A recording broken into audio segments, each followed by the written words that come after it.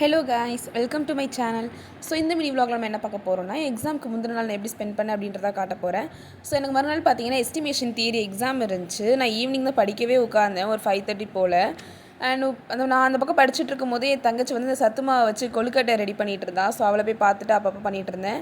And அவள் வந்து அது எல்லாத்தையுமே இந்த வேக வைக்கிறதுக்குள்ளே நான் என்ன பண்ணேன்னா, ஒரு சாக்கோஸ் பேக்கெட் எடுத்துகிட்டு அதை வந்து சாப்பிட ஆரம்பிச்சிட்டேன். யாரெல்லாம் சாக்கோஸ் ஃபேன்னு கமெண்ட் பண்ணுங்கள்.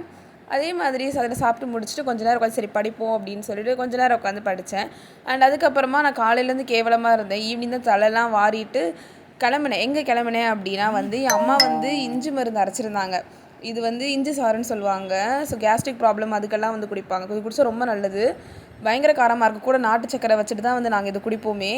ஸோ அதெல்லாம் குடிச்சிட்டு என் அப்பாவுக்கு போய்ட்டு அந்த இஞ்சி மருந்து கொடுக்கணும் அப்படின்றதுக்காக தான் நான் வந்து ரெடியே ஆனேன். ஸோ அப்பா கடைக்கும் வந்து அப்பாவுக்கும் வந்து நான் இஞ்சி மருந்து கொடுத்துட்டு அப்பாவுக்கு டாட்டா சொல்லிட்டு வந்துட்டேன். அண்ட் வந்ததுக்கு வந்து லஞ்சமாக என் அம்மா வந்து எனக்கு ஒரு 5 ரூபீஸ்க்கு ஒரு சிப்ஸ் பேக்கெட் வாங்கி கொடுத்தாங்க. இது வந்து குர்குரேயோட பஃப்கார்ன் செம்மையாக இருக்கும். அண்ட் வந்துட்டு திருப்பி கொஞ்சம் நேரம் படித்தேன். அதுக்குள்ளே என் தங்கச்சிக்கு ரெடி பண்ண கொழுக்கட்டை கொடுத்தா. அண்ட் அதை சாப்பிட்டு அந்த ஈவினிங்